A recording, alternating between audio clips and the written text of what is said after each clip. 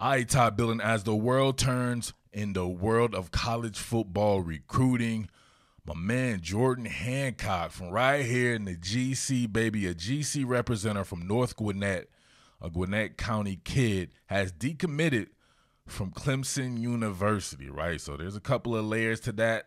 I'm not sure if I want to touch on one of the layers there, or maybe we need to. I don't know, but all I know is Jordan Hancock needs to be the number one priority for the University of Georgia. If you think about its roster moving forward, 3 upperclassmen cornerbacks, getting one from the 2021 class that could be an immediate plug and play from the best damn place you can get football players from in Gwinnett County, the land of stars, the land of just the best competition, period.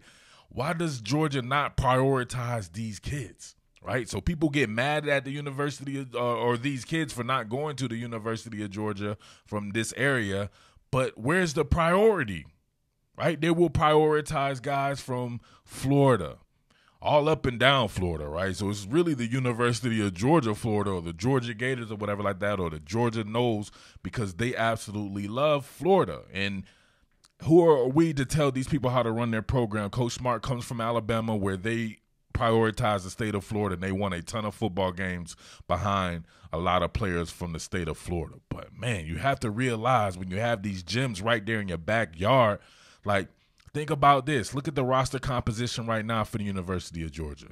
The top 2 cornerbacks are who? It would be Eric Stokes and DJ Daniel, 2 guys that probably, or not probably, they weren't the highest of touted players. They weren't highly touted players like a Tyson Campbell, who they got, 5-star kid from Florida, but both of those guys are better than Tyson Campbell. They are. They just are. This is a tried and true fertile recruiting ground here to breed really good football players. And you got to prioritize that, in my opinion, if you're the University of Georgia, especially in this day and age. So you wonder about some of the slow recruiting from Georgia.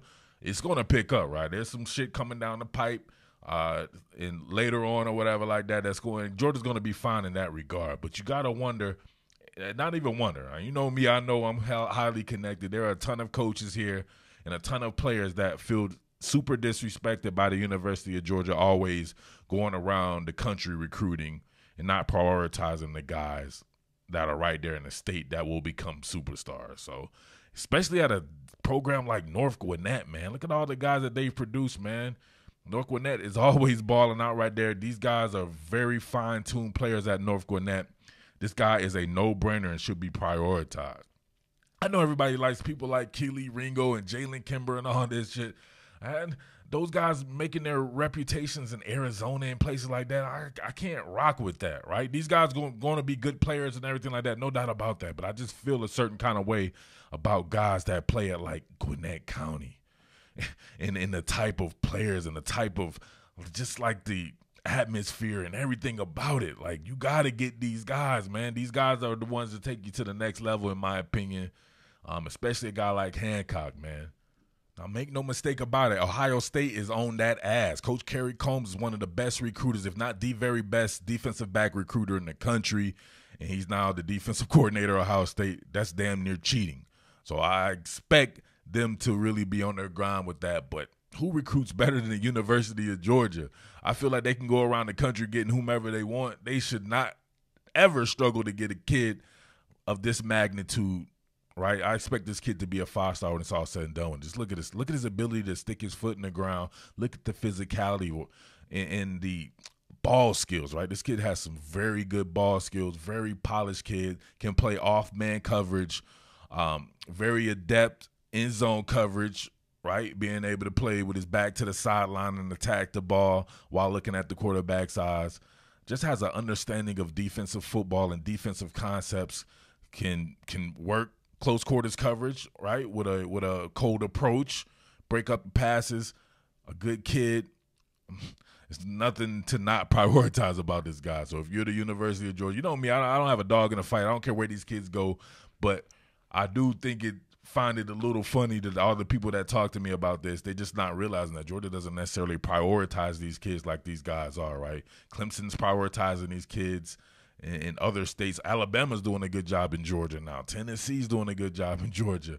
Georgia's doing a good job everywhere else and is recruiting better than everyone else, but it's not with the kids of this state. Forget what I'm saying. So I don't know about that. But as far as the Clemson side goes with that, multiple decommits from Clemson University. It's not really something that you see, but it's something I've heard some rumblings of, man. Like, not something that I really want to get into too much on it, but sometimes Coach Sweeney's lack of racial sensitivity and stuff like that, I think that shit can come and bite him in the ass as far as some of these kids go. But, I mean, that's a story for another day there. But it's kind of weird to see high-profile recruits decommit from Clemson University when they're really rock solid with that. So it could be that this kid just want to take a look around or whatever like that. And, of course, Clemson doesn't play that type of shit. So Clemson will be fine, though, right? Clemson's recruiting at a high level and it plays football. Clemson doesn't need these type of guys, to be honest with you. They develop players, to me, better than everybody in the country. So they can take a guy that's a 3-star or whatever like that, develop him,